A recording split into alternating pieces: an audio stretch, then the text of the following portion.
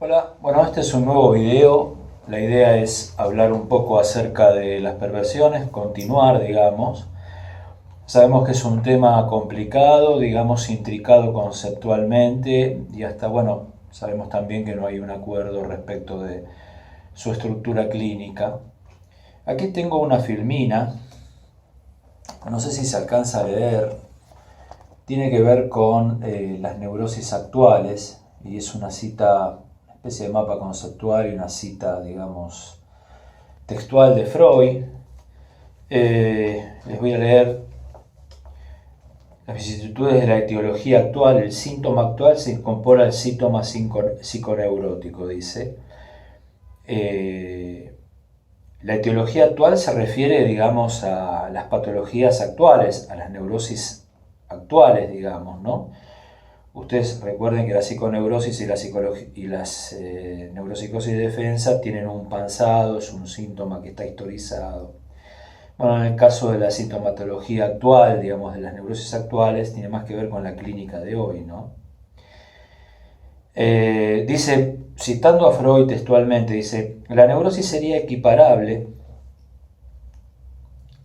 a la neurosis traumática y nacería de la incapacidad de tramitar una vivencia con afecto hiperintenso. Recuerde que las representaciones tienen adherido su afecto. Después vamos a hablar de los destinos del afecto y de la hipótesis auxiliar. Empezamos a inteligir relaciones entre el yo y la libido. La enfermedad neurótica adviene si su yo pierde la capacidad para colocar la libido. Esto va a tener que ver, se va a esclarecer con el texto de la introducción al narcisismo, digamos, en la serie Autoerotismo, Narcisismo y Elección de Objeto. Tiene que producir el mismo efecto que un aumento hiperintenso de los requerimientos libidinales.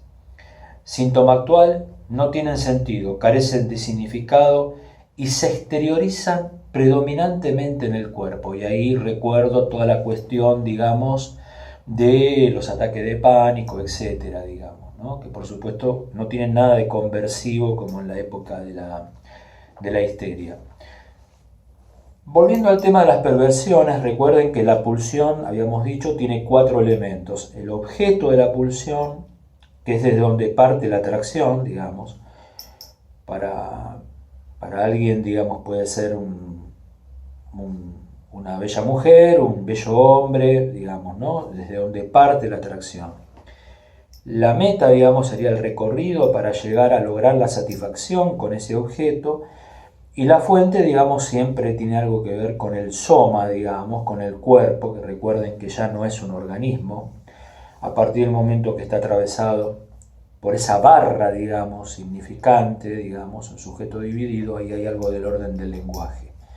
Por eso es un cuerpo y ya no un organismo solamente, digamos, ¿no?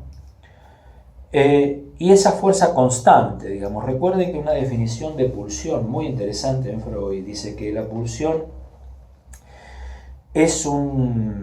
la pulsión, digamos, es un estímulo constante, es una exigencia de trabajo que lo anímico, que lo somático le impone a lo anímico, digamos, ¿no?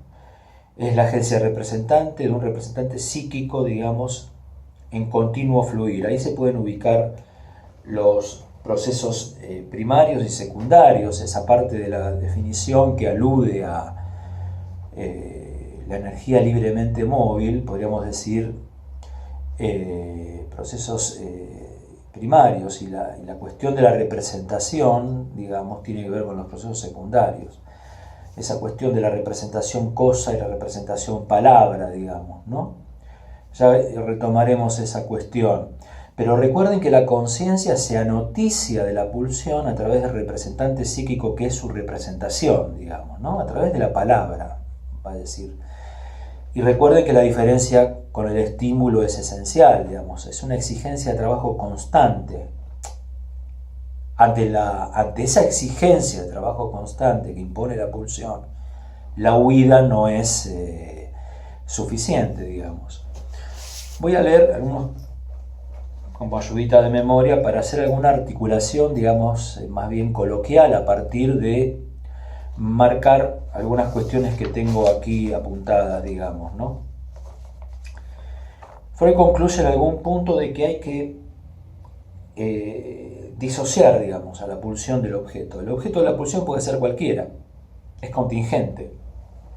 El objeto para el estímulo tiene que ser ese objeto. Si tengo sed no puedo comer, si tengo hambre no puedo tomar, ¿se entiende?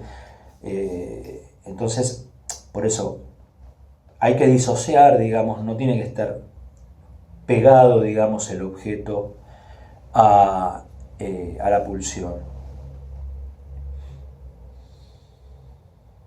Porque la pulsión, dice, sexual existe primero independientemente del objeto, es decir, puede ser cualquiera.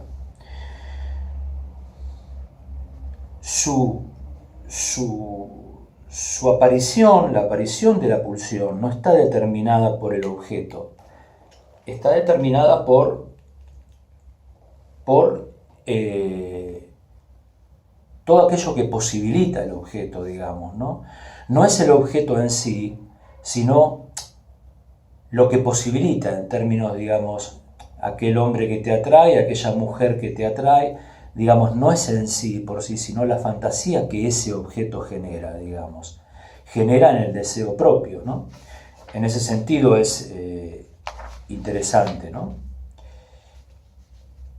Es decir, que el género y el valor del objeto tienen un carácter secundario, digamos, ¿no?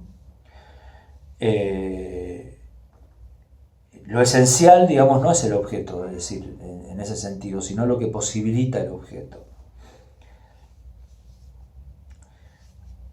Digamos, no se puede desafectar, desarticular la perversión de la normalidad. Uno podría decir, la perversión también es la normalidad, digamos. Pero cuando tiene un carácter, digamos, patógeno, digamos, ¿no? Eso lo vamos a ver ya cuando entremos a hablar de la perversión como categoría clínica, digamos, ¿no? El punto es que Freud, digamos, no entiende la perversión desde el punto de vista del instinto, de una cosa adaptativa, digamos, ¿no? Esta noción de la biología que es la adaptación, de que hay que adaptar un yo a determinada realidad que a lo mejor está más enferma que el propio sujeto, podríamos decir. Freud eleva la perversión a la dignidad de una posición subjetiva respecto de la vida, de las cosas, etcétera, etcétera, ¿no? El punto es que Freud nombra en algún momento, en 3 ensayos, que yo dije que vale como un corte epistemológico, 3 diques: asco, vergüenza y moral. Es decir, cómo funcionan esos diques en el sujeto perverso, digamos, ¿no? El punto es que hay que observar esos factores, interpretar esos factores etiológicos, digamos, porque la sexualidad, digamos, infantil, digamos, destrona, como habíamos dicho, esa inocencia, digamos, del niño, digamos. Sexualidad infantil que Freud caracteriza como perversa polimorfa, como autoerótica, donde están anclados todos los placeres y las satisfacciones, digamos, donde hay fijaciones libidinales en la vida adulta, etc. Es decir, esa sexualidad infantil coloca el marco de algún modo para el desarrollo sexual del adulto, digamos, y su valor estructurante, podríamos decir, ¿no? Por tanto, si no hay que sujetar al objeto con la pulsión con el objeto, ese objeto está perdido, digamos, es un resto, que es lo que hace que se motorice el deseo.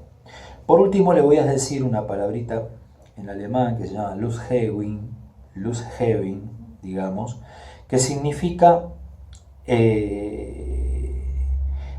una especie de placer paradójico, ¿no? Es decir, porque uno podría decir, se habla del goce. El goce tiene antecedentes en Freud.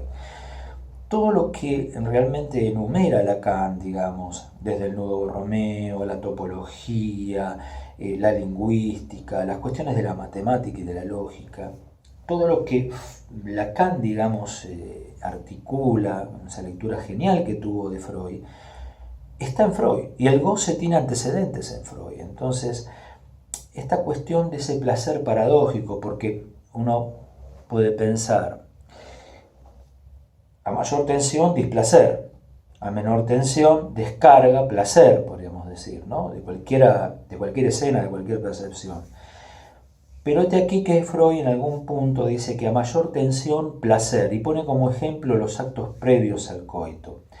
En ese sentido, vamos a dejar, digamos, planteada la cuestión del goce, digamos, como aquello que es inevitable, ¿no?